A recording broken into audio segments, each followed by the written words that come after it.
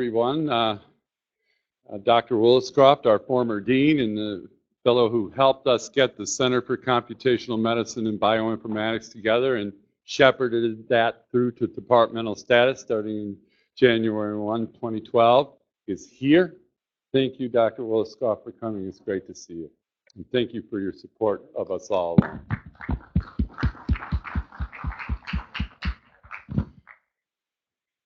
Gil and I were thinking back to who had preceded our honored guest, Dr. Poste, as the Omenn lecturers.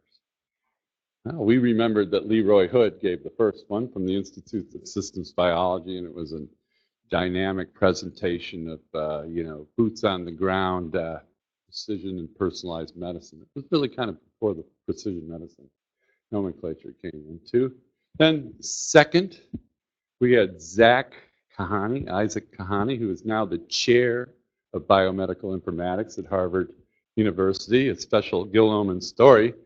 He was the mentor and chair of the committee with two esteemed colleagues that helped support Dr. Kahane's planning and ultimately meeting with the dean in his role as chair of the visiting committee of the Harvard Medical School that shepherded in biomedical informatics as a department in Harvard, in the medical quad there. That was a big job, and it was really neat to see in the Crimson that they were following the Michigan model, I remember, biomedical informatics. And then we were scratching our head. We were thinking, God, there was another speaker. We were embarrassed to say that it took us a few minutes to remember.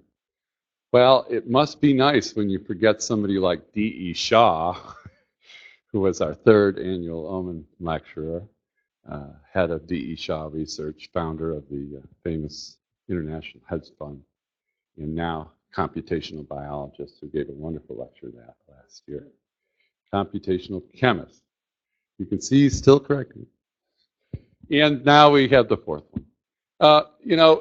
We are very pleased to say that this is an endowed lectureship. And I know some of the folks who contributed to that endowment are here, and we want to thank each and every one of you, which allows us to bring in internationally recognized thought leaders like Dr. Poste.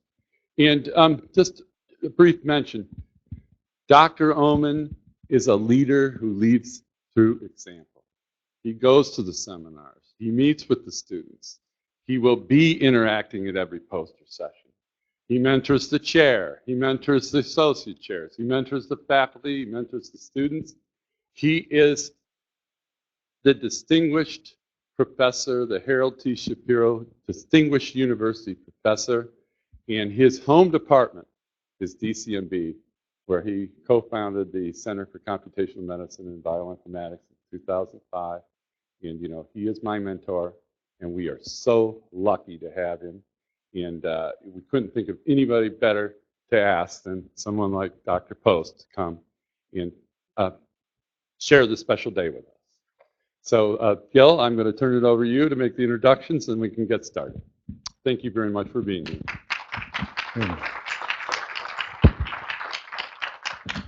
Okay, thank you very much, Brian. Thank you, Jim, for coming. Thank you, David, for coming. Thank you all for coming. It's really great. If some of you could move in a little, there are people standing in the back, afraid to climb over you. So it might be helpful. It's a good sign. Nothing like filling the auditorium.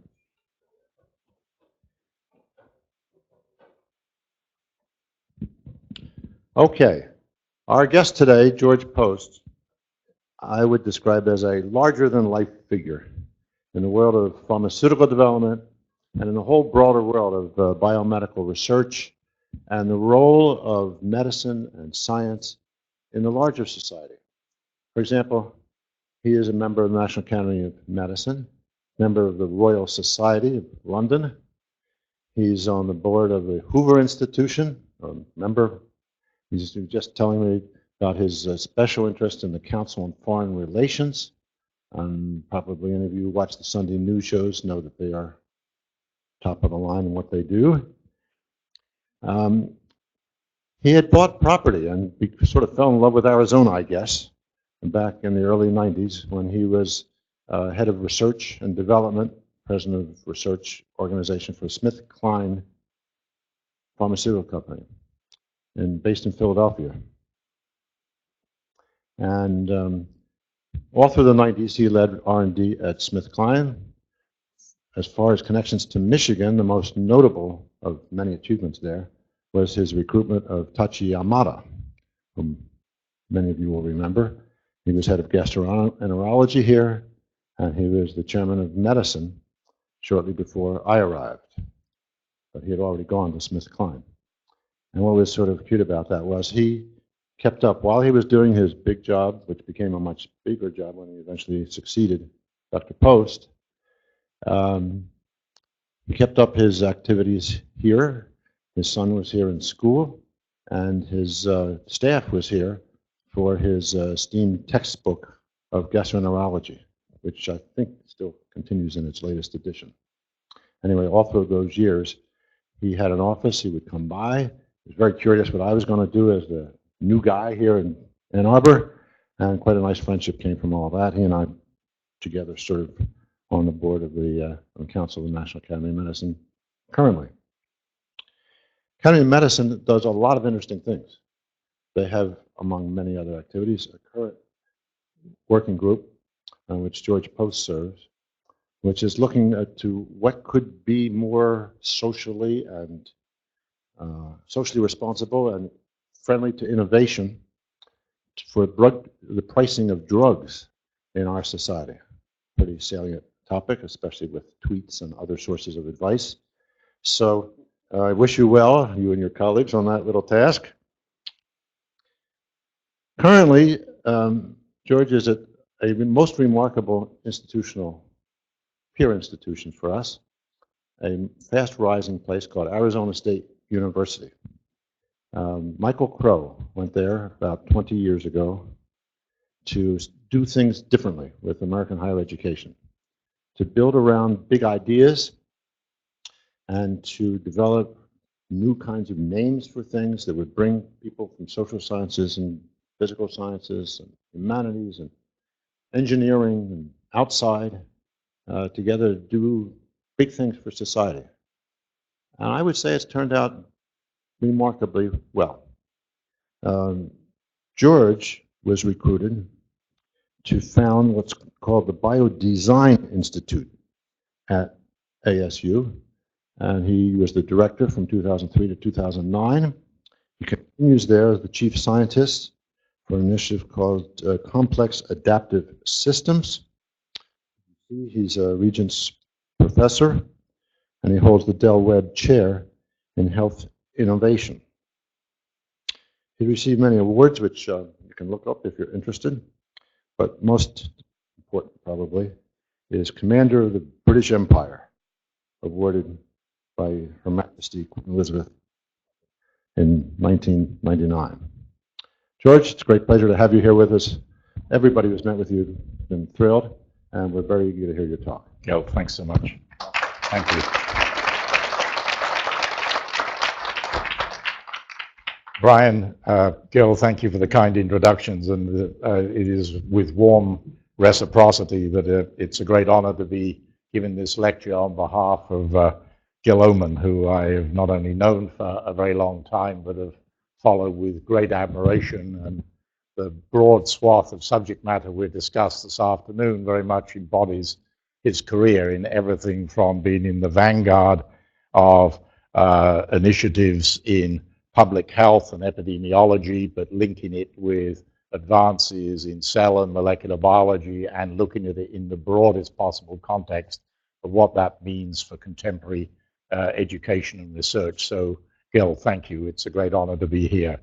The title is definitively broad, not because I have a passion for alliterative icks in the title, but it is just the fact that these are undoubtedly formative trajectories, but equally it is the fact that all of these do actually have a measure of interaction and overlap, and all of them will shape the evolution of this somewhat diffuse concept which we call precision medicine. And I will try to produce some greater precision or clarity to that. But this is all just a subset of what is going to unfold in terms of challenges for the US healthcare system. It also could be argued challenges for healthcare systems in the G8 and G20 countries, but certainly looking at it in the context of the US, I epitomize the infinite demand, namely the gray-haired baby boomers who are about to potentially bankrupt the healthcare system, and we do not have sufficient clinical infrastructure, yet alone economic infrastructure, to deal with this issue, which carries clearly not only profound clinical implications, but it's going to confront society with some very difficult choices. We're moving from volume-based, or what might more offensively be called do more, bill more medicine in terms of fee for service, as opposed to looking at this for value-based care. How do we make healthcare less fragmented in responding not just to when you or I feel ill and present ourselves to the healthcare system, but achieve a far greater continuity of care, and at the same time, continuity of care means that the various components of the care system are linked. And the final goal of all of that is a desire, of course, to try and deal with the first bullet there. How do we improve clinical outcomes at lower cost? And how do we optimize wellness as opposed to reactivity to illness? And where everyone in this room fits in terms of technology and innovation, what does that translate to in terms of addressing those objectives? And so I start with demographics, not just because I'm a member of this cohort, but this is our challenge. Is it wellness and longevity with high quality of life, or what we're confronted with at the present time, which is an elderly population in which there are multiple comorbidities and low quality of life? This is the broader strategic challenge. The medical Titanic is about to collide with at least two giant icebergs. The first is in oncology, where again, as a consequence of demographics alone, we anticipate that every major malignancy will increase 20% by 2020. We do not have, again, apologies for the reiteration, the resources to handle this. The neurodegenerative neuropathies clearly are of equal clinical and economic impact. Diabetes, and then at some point, will some form of wild card, such as pandemic influenza, visit us? That all has to be put into the larger social and economic calculus of public health. Precision medicine, we will attempt to define it, but I suspect it will remain elusive as we go through. But nonetheless, it is the current tag du jour with regard to many aspects of this. The president making an announcement that was then followed by further announcements for how the FDA would respond to that, then the larger precision medicine initiative in September, and complementing that in oncology, Vice President's initiative in the moonshot, all of which was captured in the so-called 21st Century Cures, which was passed by the House at the end of the year. But I think this title from the Journal of Precision Medicine sums it up, The Iceberg of Hope and Complexity. So it's not a question of when will precision medicine occur, but what will it be, when the what will occur, how will that occur, who's going to implement it, and how do we define the value of that intervention? So that's essentially this lecture. But I think that we're seeing, in my opinion, I could use more offensive terms, but many institutes, particularly in the oncology space, are actually, in my opinion, misrepresenting to patients that precision medicine is already here. And you only have to look at, I could show you 5 or 6, I'm not singling out these institutions, I could show you 5 or 6 slides with comparable advertising from others which are now spending tens of millions of dollars, in my opinion, to making extravagant claims that they cannot substantiate. But that's the end of the sermon there. I would define precision medicine as having 2 major axes. The first is research, where most of us are engaged, which is the question of how far molecular biology is now permitting a new molecular taxonomy of disease, an elucidation of the disease mechanisms at the molecular level. On the other hand, we have the entire framework of healthcare delivery, where the search is on for so-called real-world evidence, the acronym RWE, under the rubric of what has been advancing under the last few years of how do we convert healthcare into a learning healthcare system. And by the way, these slides are available on the website if any of you want them, so you don't have to take undue notes because they pass at great speed. So this really essentially, though, follows the following, and that is the fact that research will drive us to understand disease not only at the with the new molecular taxonomy.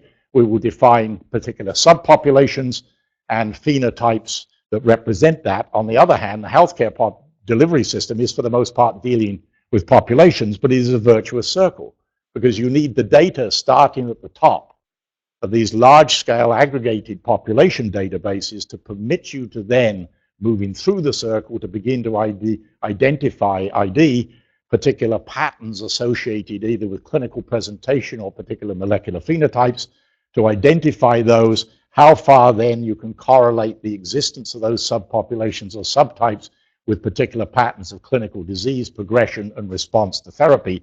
That drives new approaches to guidelines that should create this reinforcement circle so there is really no distinction between population health and individual and subpopulation health, but the glue that is going to be needed to hold all of this together, whether at the research level or the healthcare delivery system, is large-scale data aggregation, curation, and analysis. The words are easily stated, but clearly a 2-week symposium lurks within that green circle with many imperfections embedded in it, because I would argue this is where we are today in the red boxes. Most of our information is qualitative, descriptive, and of dubious quality and provenance, and we have to move this to the green boxes where data becomes much more definitive in the terms of being quantitative and having validated quality characteristics.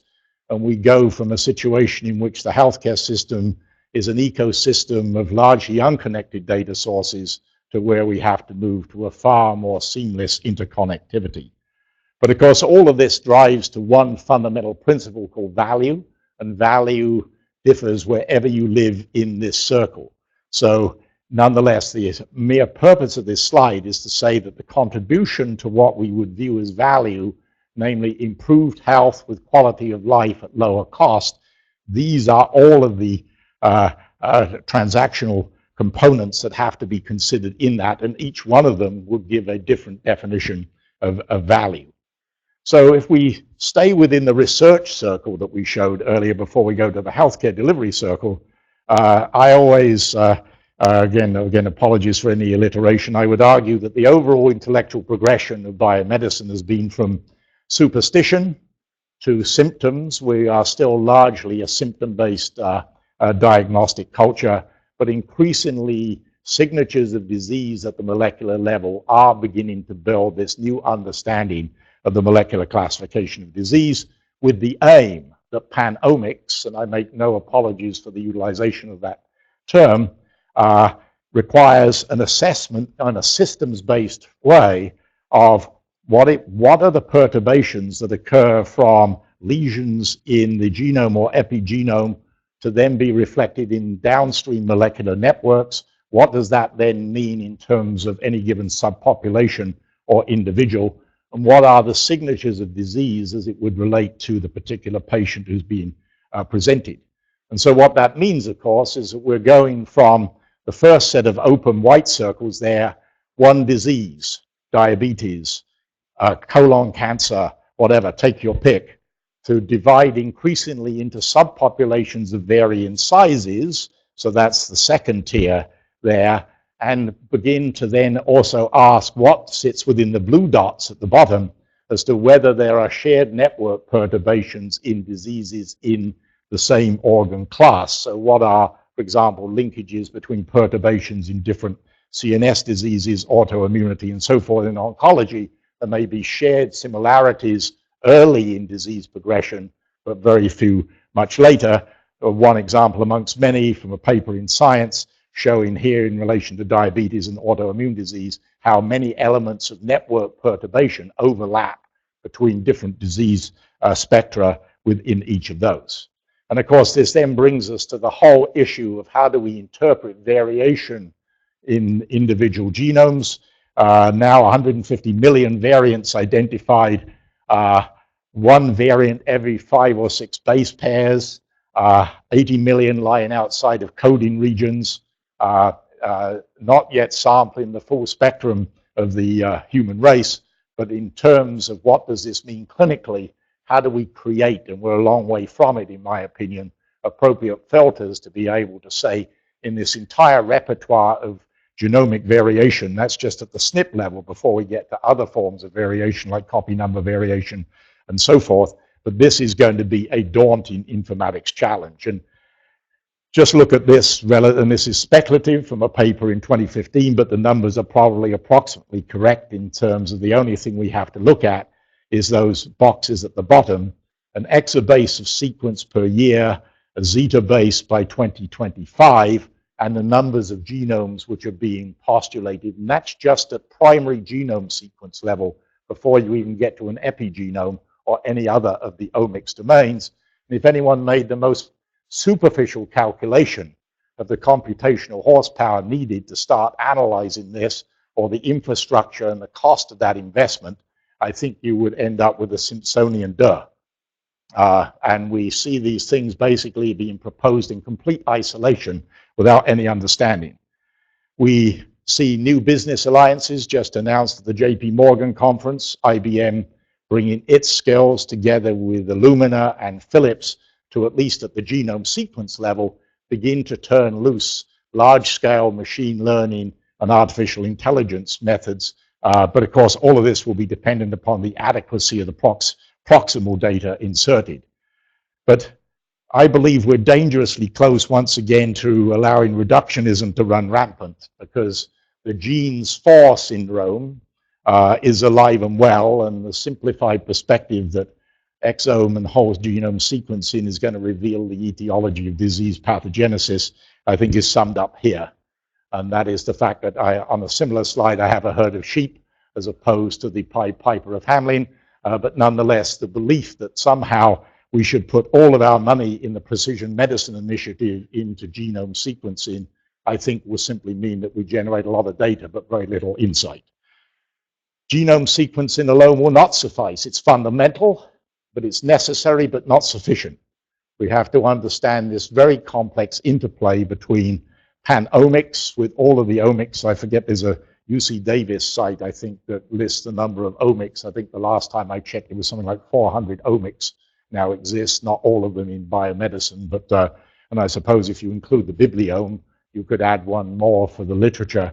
But we clearly have got to begin this very complex intellectual journey as how does this vitally important information on the epigenome and all the other elements of molecular biology we can understand, but what does that then mean as to how it is modulated, perturbed in relation to the environment? Because the question of not only our insights into the RNA universe, the burgeoning RNA universe, epistatic interactions, all of these issues, the regulatory complexity associated with this is daunting and barely scratched the surface. But it's the overall issue of how do we understand the molecular networks that constitute the patterns of cellular differentiation in each of the 326 cell types that exist, but that begins an ever expansive scale as we subtype cell types further. But most importantly, how does the perturbation of those molecular signaling information networks lead to disease? And another simple example of why sequencing alone is not enough is from oncology.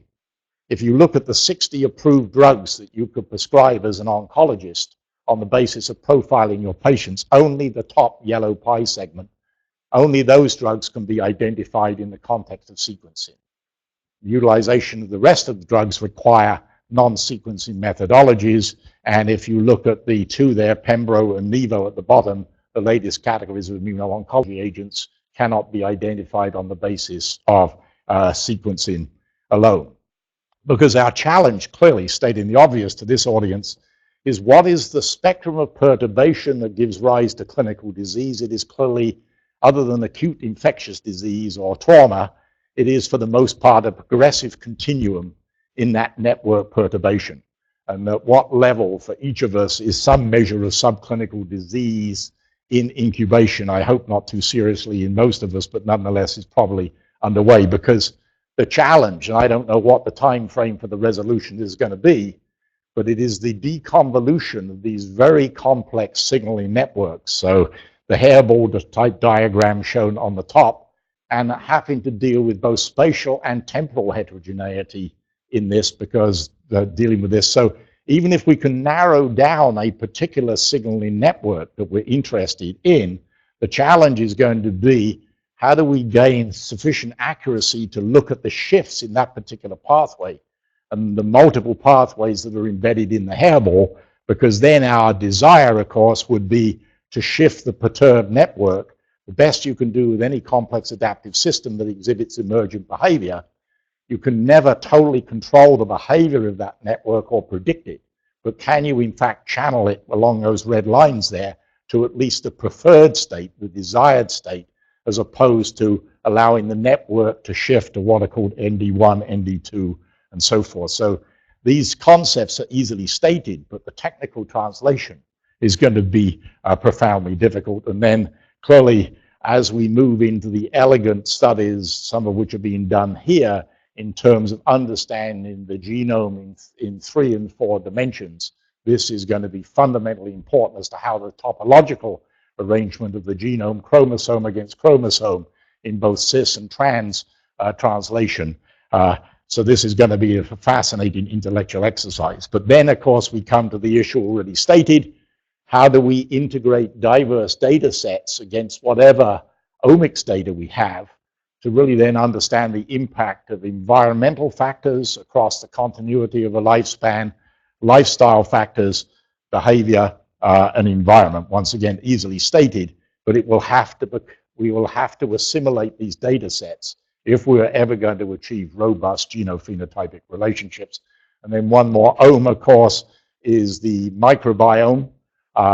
Already insights that suggest not only that the composition of your microbiome and its perturbations can impact nutrition, obesity, autoimmunity, increasingly neuroimmunology, and we're also beginning to find examples now where your microbiome impacts your therapeutic response, and certainly, or adverse events to therapeutics. I think one of the more interesting ones in relation to the new categories of immuno-oncology agents is predisposition to colitis is associated with perturbations in the microbiome. But the following 2 circles are meant to illustrate an important part of my talk. If you recall earlier, my 2 circles were of equal size: research and healthcare delivery. I would argue that the trajectory for era 1 in precision medicine is actually going to come much more from analyzing the data that we already have in the healthcare system, as opposed to what we will contribute in terms of our discovery and innovation. I add the question mark: will there be a larger return from analysis of real-world data than pan-omics-driven innovations against the goals of improved outcomes, quality, and resource allocation at lower cost? My lesson is more optimistic later when the 2 circles begin to have a similar size, but in the shorter term, I believe that the translation of these very complex questions on the discovery side may very well lag behind what we can achieve by really looking at what we know about healthcare delivery. Because looking to that second circle, so the larger red circle there, beginning to think about healthcare beyond the clinic. Most interactions with the healthcare system occur outside of formal healthcare settings. And so the rise of remote healthcare monitoring, whether it be smartphones or the other elements there, colloquially known as M4, making medicine more mobile. So we enter a new era, of course, and that is the fact that who knows why people do what they do. This is not Trumpian in its identification. The fact is they do. And most importantly now, the digital exhaust that all of us leave behind gives increasing precision to the question of what we have been doing. And if you have these large enough data sets, it isn't just that social media and advertisers and others can do it. It has profound implications for medicine, and clearly well beyond medicine, the ethical and legal issues listed there as well. But it does provide a very real opportunity to link these to the question of improved patient care. How do we engage patients in better understanding of their personal responsibilities for health management, tracking their health status, one of the biggest single problems, as many of you know, is therapeutic adherence. Large numbers of patients do not take the prescribed medicines in the appropriate way. How do we develop longitudinal incentives for compliance and change? And that, of course, requires principles of data capture. The mobile phone and the sort of beast on the hip, as opposed to the beast on the wrist, as opposed to the beast on the hip, are clearly now beginning to be used increasingly in this regard. We're seeing the proliferation of medical selfies in terms of whether it be obstetrics, ophthalmology, cardiology, or a rather disturbing situation in which Siri appeared to do better than board-certified dermatologists in actually identifying pre-melanotic and melanotic lesions. And then, of course, not just in the context of rural medicine, telemedicine and transfer of information back to a sophisticated practitioner becomes important. And in the consumer world, so here's a company, Virtual Healthcare, you can look at the numbers. They have linkages to 100,000 MDs in the US across 3,000 cities, and these are essentially virtual consults. It's another element. I'm not arguing in favor of this necessarily, but it is just a narrative of the dimension of this issue of monitoring health outside.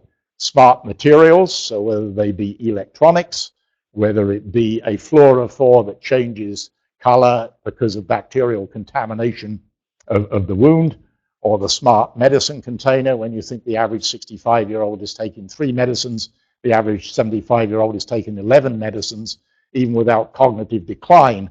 The question of understanding therapeutic adherence, so the so-called jelly bean pill count, namely a jelly bean, because the sensor is the same cost as a jelly bean, you can tell when the container was opened and how much was taken out. And we've even now seen, of course, the chip on the pill be able to track adherence that way. We're seeing more and more implantable devices and wireless monitoring of those come to the fore. Each one of these could, of course, be a seminar in their own right. And, of course, not just theoretical issues. The FDA is very concerned about software security in medical devices, even without the intervention of malicious attack. Just what is the safety of these devices?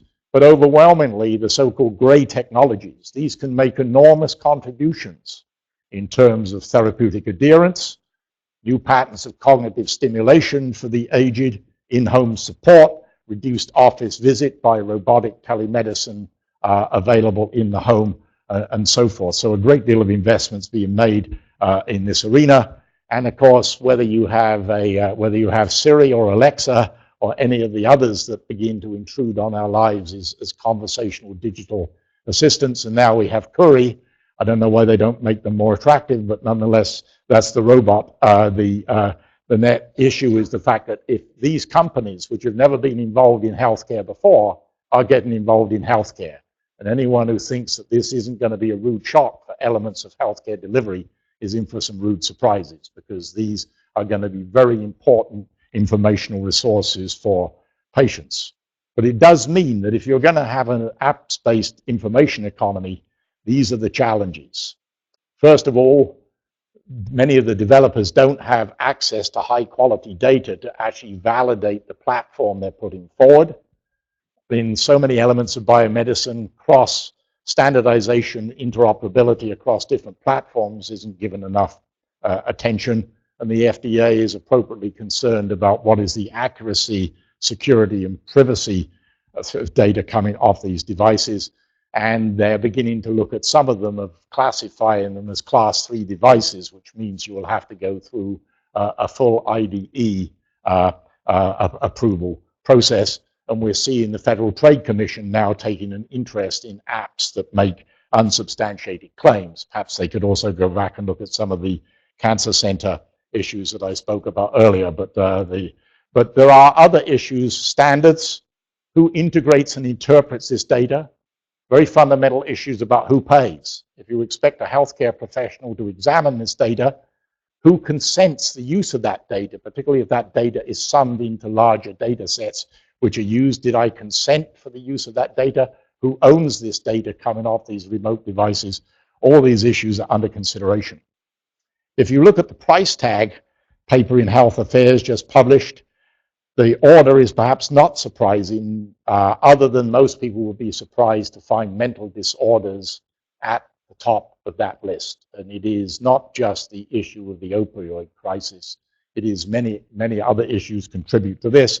So how far will some of these methodologies begin to apply?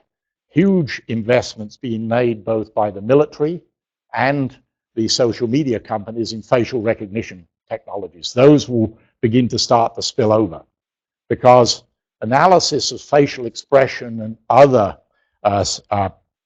cognitive cues in terms of social interaction are beginning to be looked at in this context of, can you in fact utilize these automated techniques to really begin to profile a patient in terms of gaze, speech. I mean, clearly things like pupillary flick and dilatation have been used for some time, but this is a far more sophisticated approach to this, and how far AI and other methods can in fact begin to create a far more sophisticated identification of the CNS disorders there. And equally important, you've got to have a way to alert the care team. And then, of course, there is this issue which is alien to some. This may be a generational gap. Do you solemnly swear to have no involvement in your own care? I think we're going to see that change, because patients are no longer patient for solutions. We're seeing more and more patient communities come together, advocacy groups, and their own involvement, because empowered patients are beginning to become a reality. It's a logical extension of their expectations, so-called liquid expectations, some other uses of social media, more transparent information about treatment options, their cost. How does the University of Michigan compare with going to the Cleveland Clinic or going to UCLA? All of these metrics are beginning to play into this. New clinical practice tools which are going to be needed, and user experience, UX, will become important in this. So that's just a superficial surf across the background of those two circles, research and healthcare delivery. But here really comes the hard part. How do you start driving this into routine clinical practice? The data sets, by definition, are diverse, ill-calibrated. How do you create new incentives and delivery models against this? This applies equally to any knowledge-intense enterprise. This is Lou Platt, when he was head of Hewlett-Packard during his very successful years. He said, if only we knew what HP knows, we'd be 3 times more productive and profitable. If we actually could harness, we stopped everything today and actually looked at a macro sense about what we could really tease out of that big red circle in terms of information about what we know works or what we know doesn't work. So there's a huge seam of data to be mined in this. But we come back to a slide you saw earlier, but this is for the data. We're generating data in copious deluge volumes. At the research level, a great deal of concern about how much of that data at the research level is actually reliable or reproducible. The circle gets smaller as we translate that to biological insight, and it gets smaller still when we translate that body, that deluge of information, back into something which is clinically actionable. I think that will change, but that's at least my perspective on where we are today. Because the purple, you've seen all of these circles before, but I now enlarge the green one. Because large-scale data aggregation, curation, and analysis, unprecedented scale. How do we build standards? How do we build interoperability? How do we deal with open data and sharing? And the rise of technologies that certainly I am equipped to really understand in the fundamentals, but the issue of machine and artificial intelligence and how that then drives increasingly to automated decision support systems. So we're in this world of how do we capture real-world data and the evidence and integrating those, because at the theoretical level, every encounter is a data point. Every individual is a data node, and every individual is therefore a research asset. Every single individual who's touched by the University of Michigan healthcare system, by definition, is therefore a potential research participant, and every individual is their own control. What is my delta between my physical last year versus my delta 1 year from now and 2 years from now? Again, concepts which are easily stated, the implementation and logistics are substantial. But the momentum is growing. These are the types of large-scale data sets: electronic health, claims data, pharmacy data, disease registry, etc. All the things you can read there. And then going on, what does that then tell us in that big red circle about incidence and prevalence of disease, burden, comorbidities, who are the subpops, socioeconomic disparities, which clinical groups are doing well, which clinical groups aren't, in relation to the fundamentals of the outcomes and cost and trends analysis, because that is where all of this is headed. We're seeing more and more initiatives to drive data into open data, not only the national coordinator's requirement for meaningful use electronic health record data, open FDA and FDA center data. The 21st Century Cures Bill just passed, places a premium on this, and we're seeing expansion of clinical trial access data, not only from the pharmaceutical companies, but the 21st Century Cures Bill reinforces this issue of open publication of trial data. All this is then leading to larger and larger networks of association.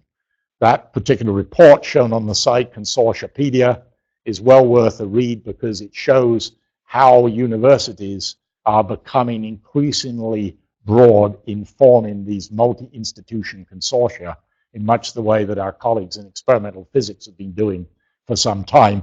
And you needn't worry about the white dots there. They're just a few examples of institutions extrapolated from this report to just show that in order to look at these large-scale data population sets, but it does mean that the line between classical clinical research, investigational research, and real-world analytics is blurring, because precision medicine is also forcing us to have to think about new clinical trial designs away from the classical gold standard randomized clinical trials. So we're seeing the rise of pragmatic trials, registries, and real-world evidence, and even the FDA is now saying that they're prepared to accept real-world evidence for approval of second indications after a first indication has been improved. But this is the challenge. The problem with the real-world data is the real world. And I always like this quote from T.S. Eliot: "Hell is the place where nothing connects. Welcome to biomedical research and patient medical records." However, it's changing, but we are living for the most part with a legacy of data tombs: unstructured, hoarded, siloed, incompatible, variable quality, immobile, and static. A rather savage indictment of the billions of dollars which have been spent in the past decades to create essentially a Tower of Babel at many levels.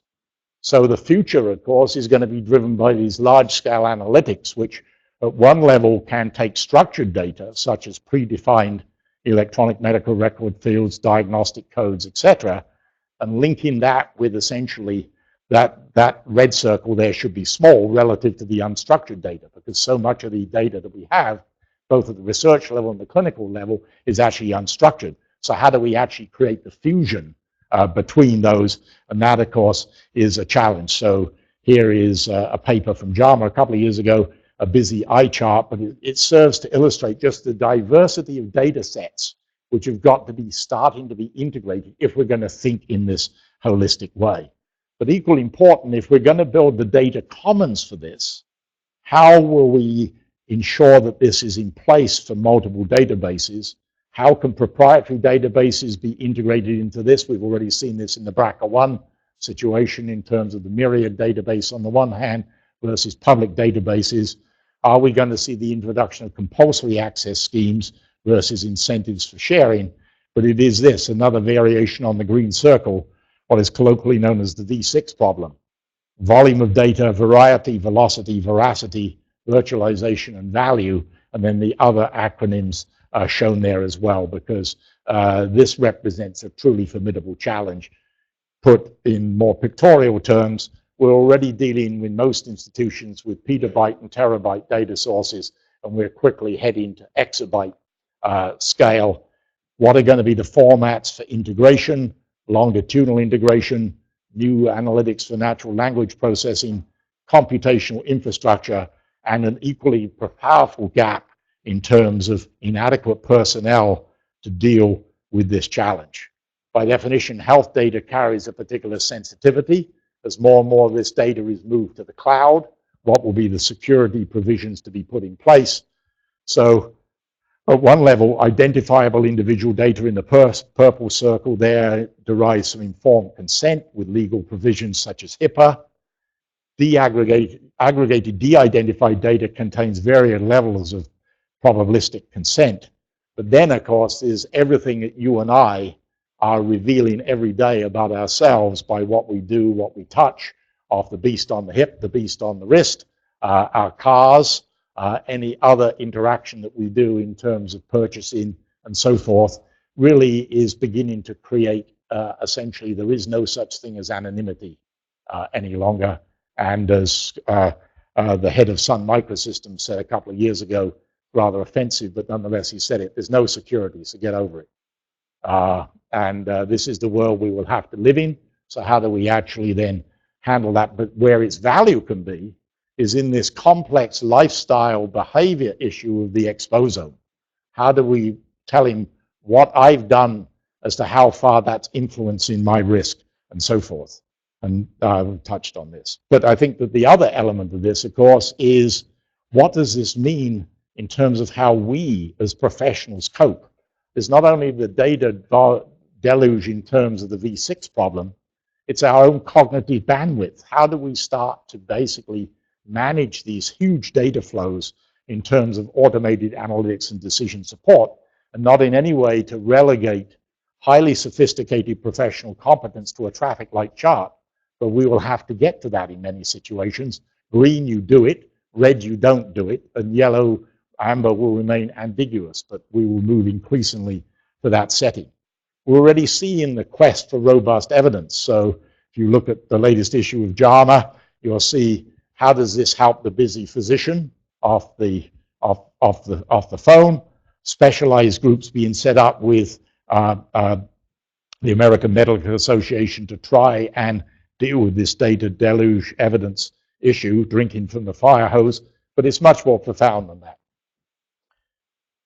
It is, what are the limits to our own individual expertise? What are the implications of this for the future teaching curriculum, whether it be for healthcare professionals or researchers? It's limits to our multidimensionality, our sensory systems, and to our objective decision making. So it is this, essentially. We've been used to dealing with isolated data. Most of us grew up to be trained only to deal with that. We're now increasingly in a world of complex network data. But the next phase, which is about to unfold, is this issue of computing, dealing with computed data. So it is that next phase that awaits. So it is, what are issues like this? What is going to be the future of search and retrieval, content and context?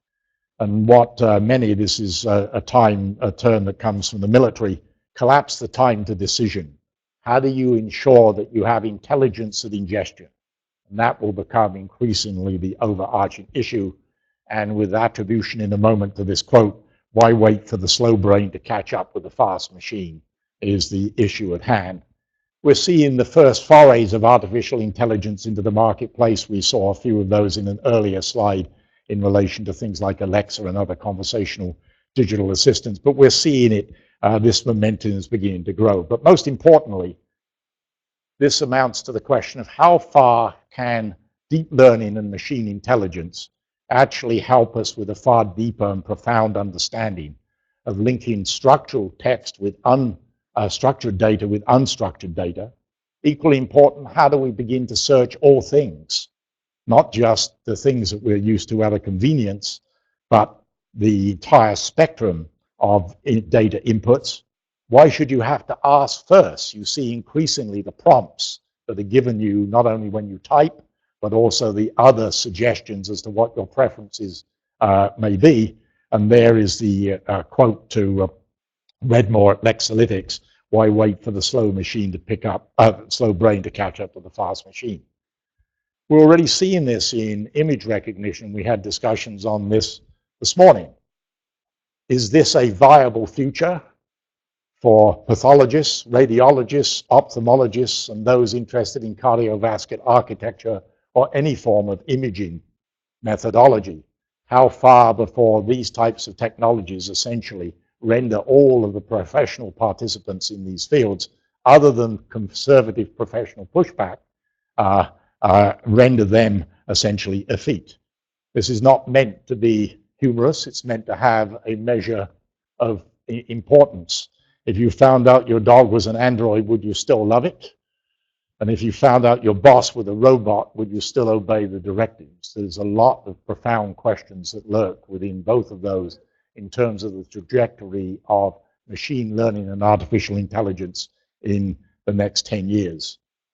Some of you in this room are too young to remember the film 2001, but nonetheless, it is the fact that in terms of the utilization of large-scale computational analytics leading to decision support, and the flawed human in the loop, Dave, the machine says, Dave, I can't let you do that. And what we're already seeing in some of these very large-scale, high-complexity systems outside of medicine is what is called gated autonomy. Namely, that the artificial intelligence, the machine intelligence and artificial intelligence systems are outstripping the human decision capacity, that when the decision is made by a human, it's not allowed to take it. Pause for silence. Because living in a world where the data analytics and interpretational algorithms are obscure to the end user, we're for the most part there.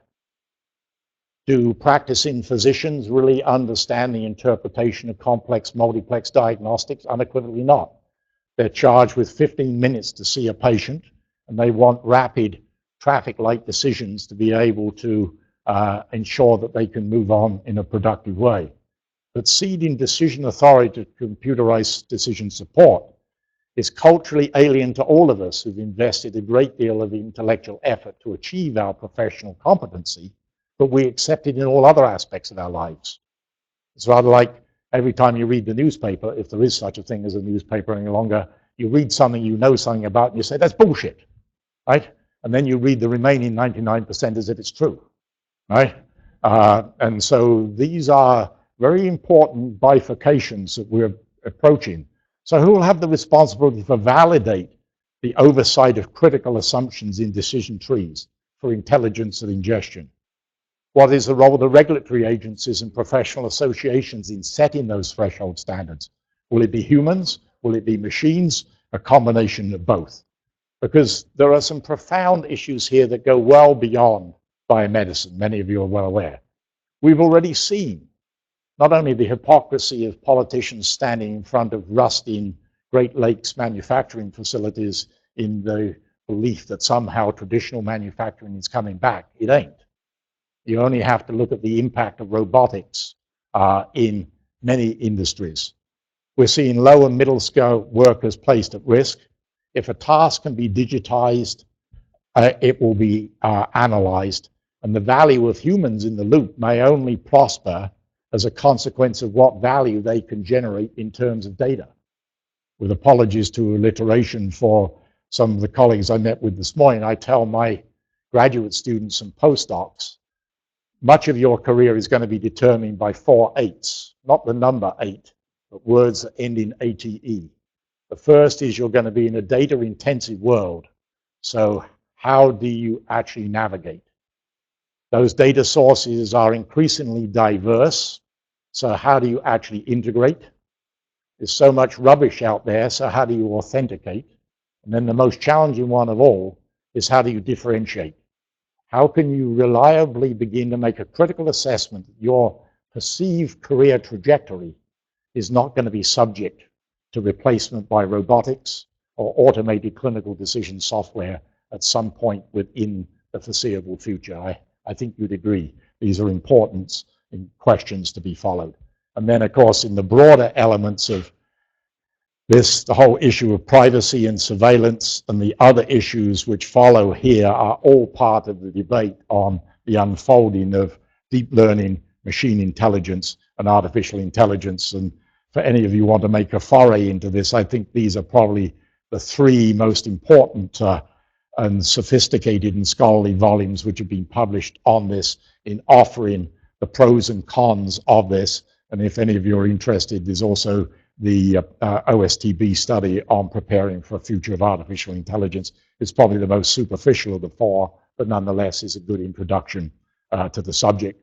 And although we've not touched on it today, it has relationship to precision medicine, which is the question of how far does the elucidation of biological mechanism, which is the research side of the circle, is that driving us towards a new capacity to modify organisms, including ourselves. So clearly the nature cover, CRISPR everywhere, but much more importantly, the whole field of synthetic biology, gene therapy, cell therapy, the type of work that's being done in terms of trying to create xenografts for transplantation by modulation of genomes of pigs, and perhaps most profoundly of all, which stimulated the National Academy meeting shown there at the bottom right with David Baltimore, the behavior of the actions of the Chinese in applying CRISPR technology to modify genomes in newly fertilized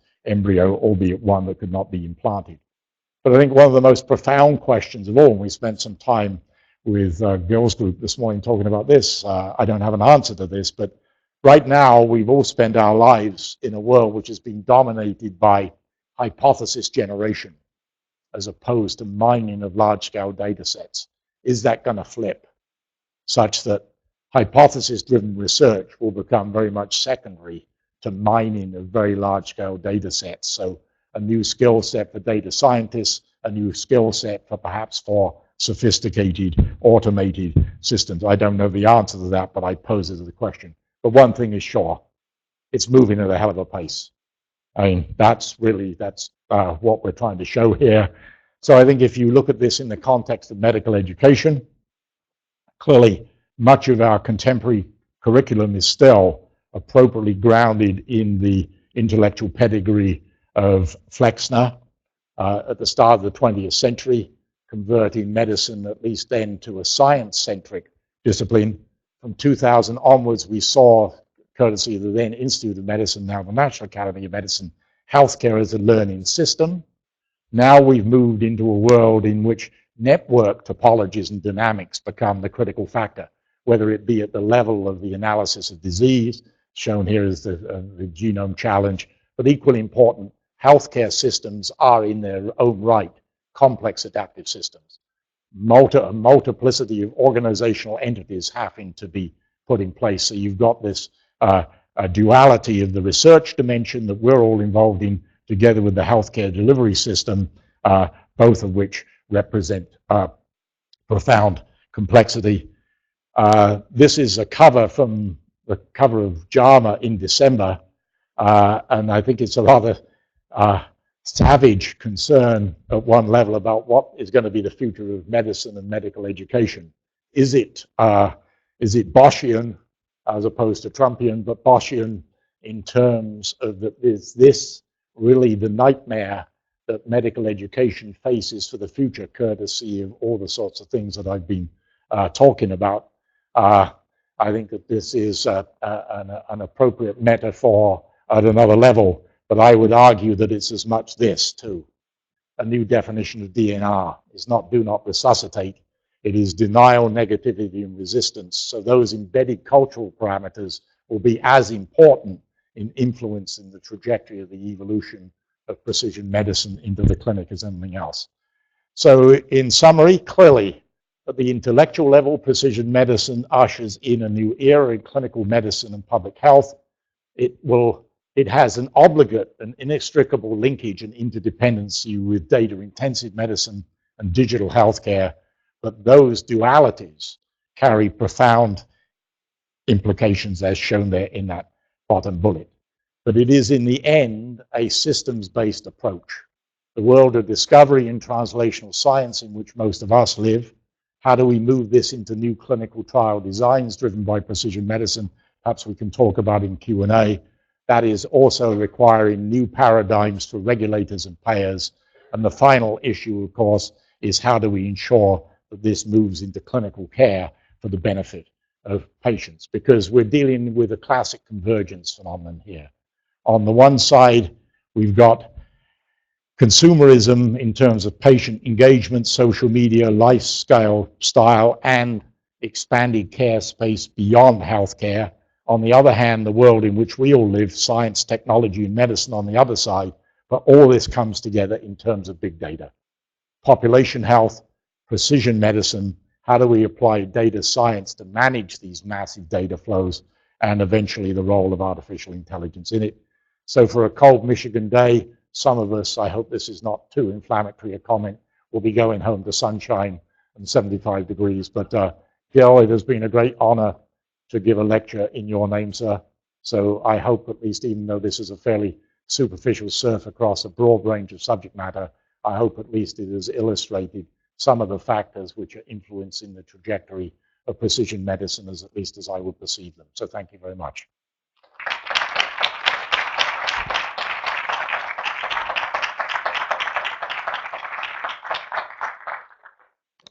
Thank you, George. Big subject, big futures, big data. Wonderful slides. Questions?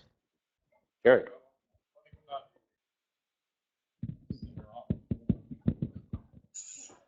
Hi, George. A couple of quick things. We've sort of talked about some of them this morning. What I perceive is happening in a lot of science, and I hate to say this, being a faculty member in computational medicine, bioinformatics, but sort of a really over-focus on reductionist, algorithmic, and computational approaches without giving scant regard to kind of intuitive, human-like approaches. And this, I also see this in the literature all the time. Although I do a lot of computational biology, I see a lot of arithmetical errors, a lot of statistical errors in articles I read. I don't really know what to do with that. That is a great concern. That was one of the circles, I think, on one of your slides you have. We're moving towards this era of computational medicine, or whatever you want to call it. The other quick thing, and we talked about this, having worked at AssureX, the nightmare was health insurance companies would never actually act on their word. They would say they would pay us for these tests and reimburse us, and their whole strategy is to deny, deny, deny until that denial became too costly for them and they had to act. And that's a cultural thing. How do we get over that? I know there's a lot to ask in one question. No, and embedded in all of them are a whole series of, by definition, multidimensional challenges, but I think trying to take them sequentially, I think I push back against the simplistic reductionism at the level of belief, so the two dimensions to it. The first is the obsession with the belief that genome sequencing is going to solve everything. That's the first pushback. The second is reductionism in the relation to the fact we're going to take humans out of the loop. And again, we had a very interesting conversation on that this morning. I don't know as to what the dynamics of that removal of human from the loop is going to be. I think we already see certainly some of the large-scale systems which the military are operating. The human is already out of the loop.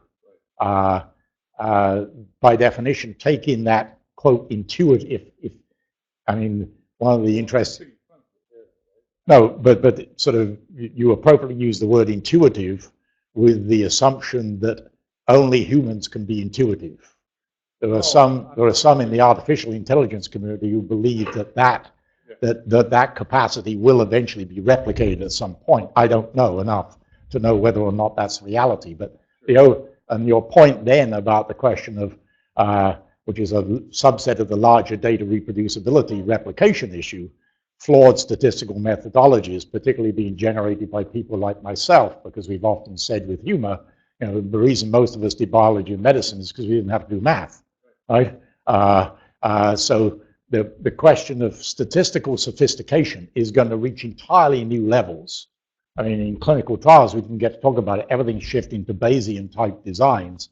Very few people, including myself, really understand the nuances of that.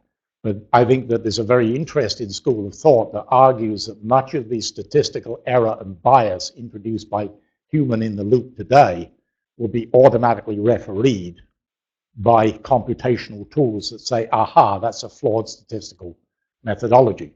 As to the final point on the perversity of the payers, which I think is an appropriate characterization for the most part, and I think in the context of molecular diagnostics, as we discussed this morning, is potentially an existential threat to the viability of molecular diagnostic companies at this stage, which of course, given the fact that the whole edifice of precision medicine, at least from the research side, is going to be rested upon robust analytical assays to subset your patients into ever smaller populations, particularly from the standpoint of therapeutic selection.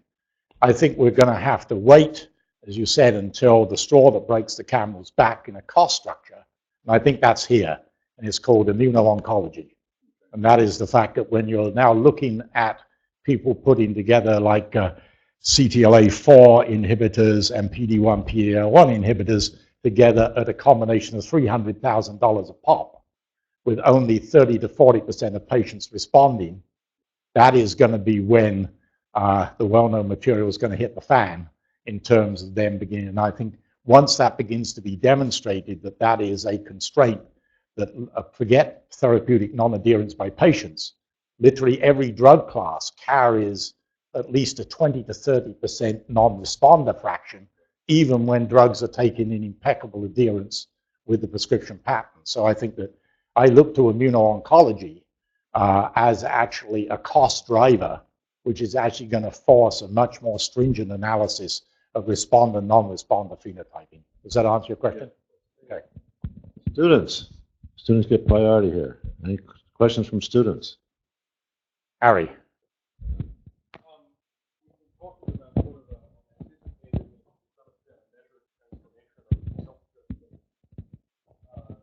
To which of you had, as you have said, there are to some extent existential threats. My question is, what is the alternative if the combination of barriers and inhibiting factors that you've identified to some extent overwhelms all the attempts at progress that are being made so that this transformation doesn't happen? What's the alternative, and what would that look like? Again, this is such a multidimensional question. I don't think anyone has any simple answers, whether it be attempts under the Affordable Care Act or what we may see come under the replace and repeal dimension. None of us really know, but one thing is very clear: nothing in the Affordable Care Act, let alone any ambiguities yet to come in the repeal and replace dimension, deal with this fundamental imbalance between infinite demand and finite resource. I think we have to make a very stark judgment, which at one level is subjective, and I recognize there are significant cultural differences here. Europe has been far better, even though it would seem on the surface to be punitive, in applying much harsher pharmacological econometrics in terms of endpoints like quality adjusted life years. Does everyone know what that is? Okay, so the quality dimension, yes, you can, if it were introduced into the debate here in the US, it would be death panels, pushing granny off the cliff, all of the other crap that we hear when we try and debate anything seriously. But we will have to go there. We cannot go on in this way.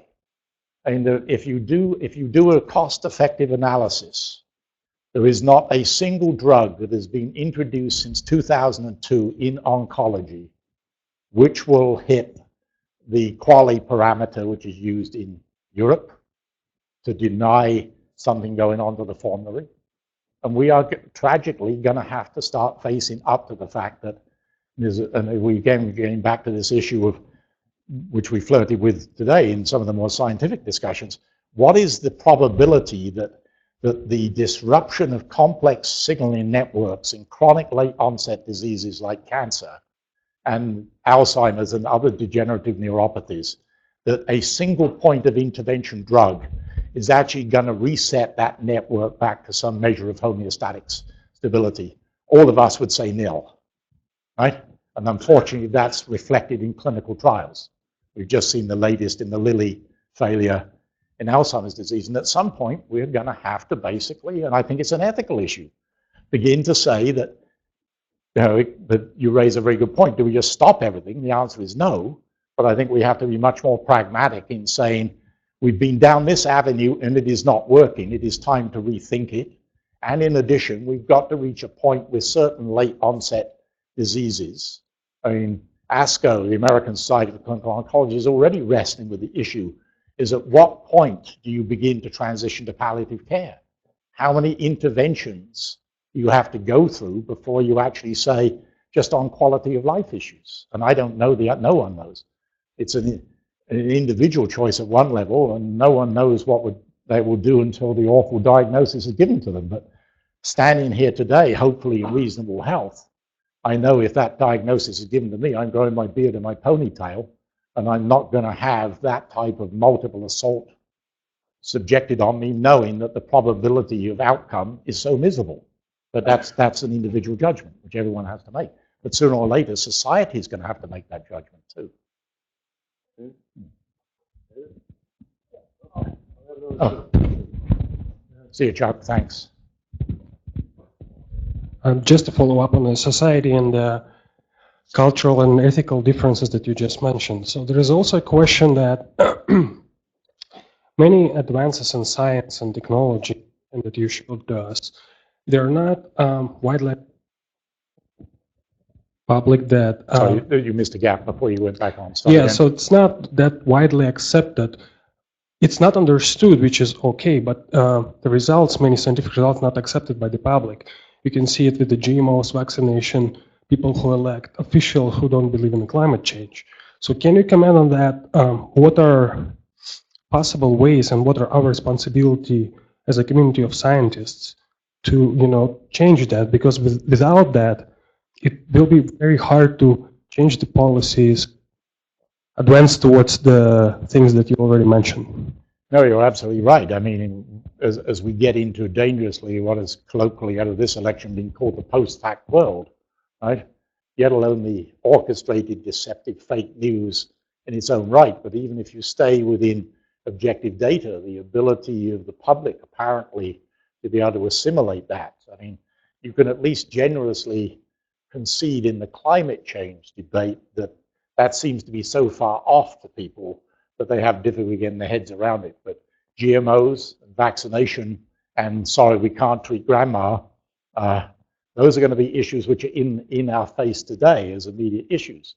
And I don't know how you do that in a society that has not only got, this is the US society, which I've been privileged to live for 40 years, is at another level the most cocoon society, has lost all perspective of risk-benefit in its analysis, and is an entitlement society, not at the level of, as the politicians were talking about entitlement, it is the fact that we are a no-limit society. What do you mean there isn't a drug available? Or I can't have a third cycle of chemo? I mean, I don't know what the answer to this is, but regretfully, we are going to have these issues in our face. And I think for you as the next generation are going to be dealing with them in a far more acute way than I have to, because I can just go off and hide. The power of your advocacy in getting these issues across becomes ever more important, because to some extent, my generation has not done a good enough job in preparing society, and in that sense, most importantly, preparing the legislator to understand the complexity of these issues. But on the other hand, look at where are the anti-vaccination issues most profound? What's the most affluent county in the United States that has the highest low vaccination rate? Sorry? Marin County. Marin, but Orange isn't far behind. Survey of the Stanford graduating medical class, the medical school class, 40% believed they didn't think that vaccination was safe. Right? You know, I mean, if you want a searing pain in the temple at any time, you know, think about that. If we in advanced tertiary education could not create a cogent and compelling case, then how the hell can we expect, you know, Joe Blow to accept it? But I think we just have to engage. I'm not giving you a meaningful answer, but I think we have to stay the course and recognize that the complexity of these issues is just going to continue to escalate. Yes, ma'am. So in many ways, it's easier to prevent a cancer case than to treat a cancer case, right? And I think as a society, we're spending a lot of money to find new treatments and less money to prevent more things. So what are your thoughts on, in the future, kind of shifting that balance and having more precision prevention as opposed to precision treatments?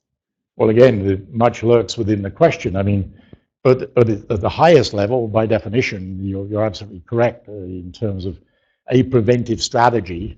So can we identify which cohorts are at greatest risk to apply the preventive methods? If we're looking at the population at large, we've seen this in the past, and Gil certainly knows this better than anyone. Who is going to basically undertake the clinical trial that may require 30 to 40 years for intervention X or intervention Y?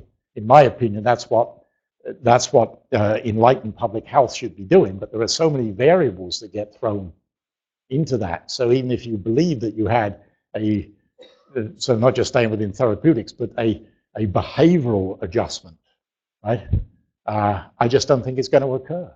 I think we've seen, I mean, smoking is clearly a success story at one level insofar as the numbers have undoubtedly dropped, but you look at other elements of lifestyle, I'm not sure that we really modulated our predisposition factors in any way, and if we modulated them to cardiovascular disease, we certainly haven't modulated them in relation to diabetes, he said, patting his tummy, right?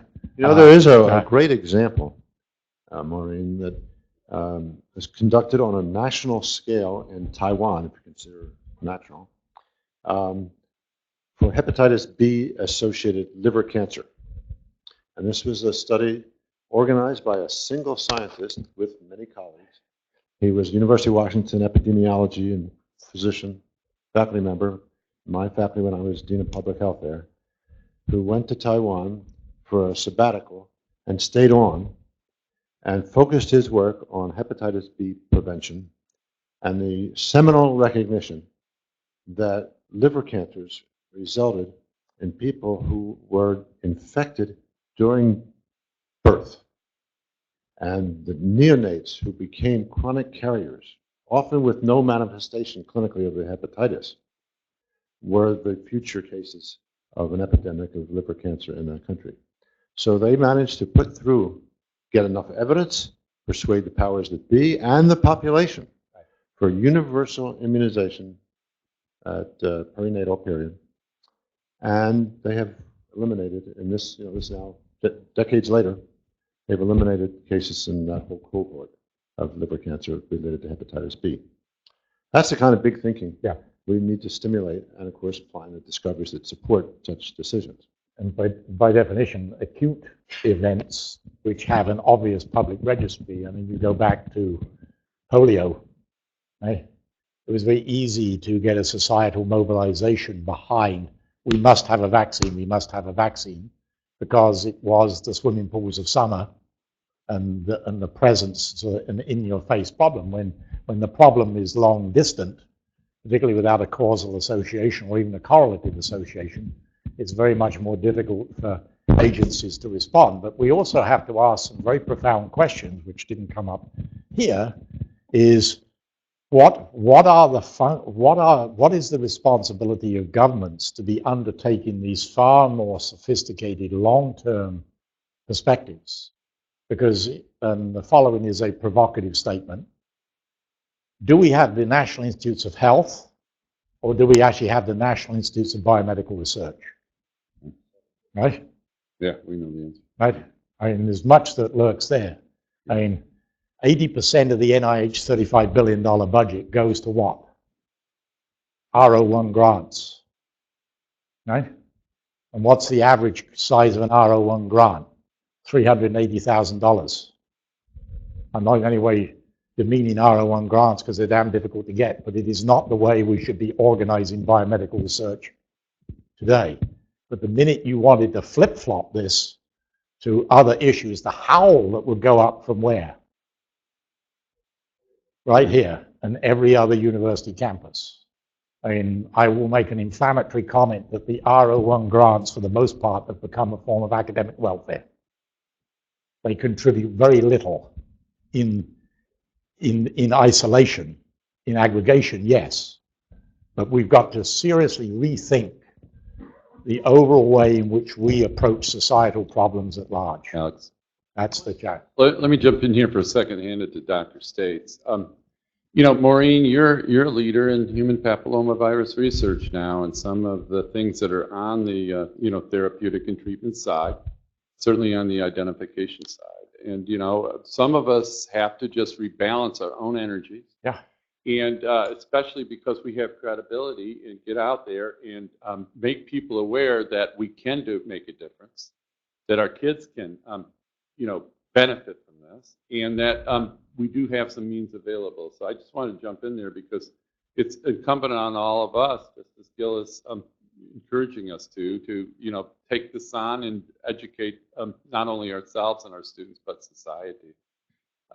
You know, and I think you're in a position to do that in that case, and it could make a huge difference. But although we didn't get into it today, this is not quite the same question you asked, but we did touch on it, just albeit with a lot of topics somewhat superficially. But if precision medicine as practiced in terms of identification of subsets of subpopulations of disease and the ability to have targeted therapeutics against that subpopulation, we've got to think about entirely new clinical trial designs, right? Because you can't have large-scale randomized clinical trials because you can't get enough patients for many of the subsets you're talking about. But then the whole issue which is under discussion right now is, can you in fact create hybrid trials where you in fact forgo phase 3 and move it into registration on the basis of demonstrating proof of concept, namely efficacy. Gross toxicity will clearly be revealed in phase 1 or phase 2, but those drugs will be abandoned anyway. The safety issues that plague us are the 1 in 100,000, 1 in 500,000, which only show up after a drug is approved anyway. So the issue then of creating streamlined clinical trials where you can submit for registration at the end of phase 2 with having demonstrated efficacy in obviously a reasonably statistically powered cohort, but then you then get coverage with evidence development such that you make a commitment as a company that you will do a larger study, but in the interim, that drug is available for patients earlier, you're getting reimbursement for that drug, and if you have to agree to a fixed timeline for that post-approval review, if you complete on time and it demonstrates what was demonstrated in the earlier study, you stay on the market, and if you can't demonstrate that efficacy, you come off the market. Then another element is the whole issue of indication-based pricing. So we're seeing this in cancer. So if you get approval for malignancy A, and this is your price for it, and then you get approval for malignancy B and C, that will be indexed against malignancy A. If the overall survival time in malignancy B is greater than malignancy A, you'll get a premium on the price of A. And if it is less in malignancy C, you'll get a proportional decrement relative to that initial approval. All these sorts of things are going to have to be thrashed. Oh, sorry. Okay.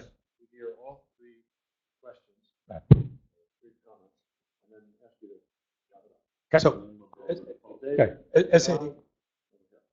as a former academic who's now a pharma guy, there's a lot I like about what you're describing, but I will caution that where precision medicine is now is kind of the internet 1.0. It's look at all these cool things we can do. Where healthcare is the internet 2017. It's a wonderful, powerful world, but it's a dangerous world filled with lots of bad actors. And one of the responsibilities of people in this room is actually figuring out ways to sort out what's good data, what's bad data. I'm encouraged to see the University of Washington offering a recognizing bullshit big data course. Right. No, and I think it's, paraphrasing what you just said, that comes back to my two circles. is the smaller circle of the researched momentum in terms of molecular classification of disease.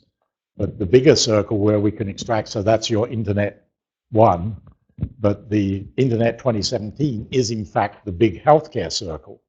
But as you say, it isn't even if we avoid the bad actors, avoiding the bad data is clearly the issue.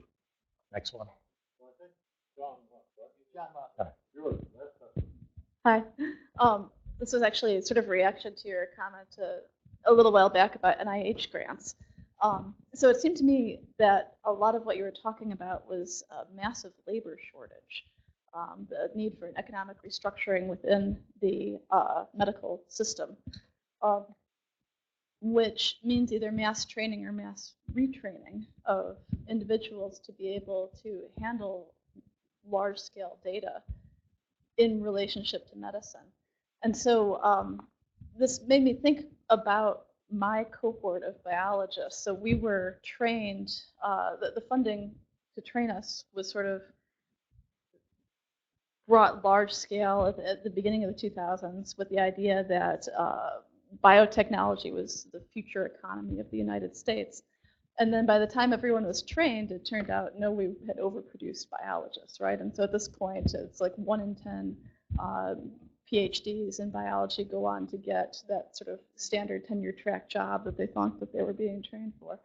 Is there any mass effort at this point to retrain those people for these jobs that are predicted to come online No, it's in the next decade? It's a sophisticated and profound question. Take the last part first. I'm not aware of any mass retraining. Yeah, I know about the data camps, but there was a subtlety, and I hope you won't view my response as inflammatory when you said training for tenure track positions. That's part of the problem. If we tell people that the only avenue for the use of your intellectual creativity is to go tenure track, we're doing something fundamentally wrong, because there's such a swath of careers that can be pursued if you've got expertise in biomedicine. So I'm a little bit of a pushback, not at you per se, but I think that looking for the future, I don't think we can retrain, because this is an issue that Brian and I have talked about. It is the question of, is it easier to take people from hardcore math, statistics, and data science and teach them some biology, as opposed to going the other way? I think that for the most part, again, it's a personal opinion, it's much more difficult for people in biomedicine to really gain the sophisticated ability going the other way than that way. But where I think there is a huge gap is this whole issue of whatever you want to call it, data science, deep learning, machine intelligence, artificial intelligence.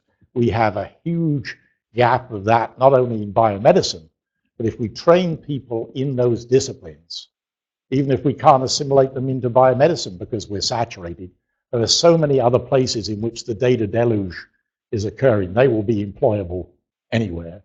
So I think. Okay, we thank you, George, and we thank everybody.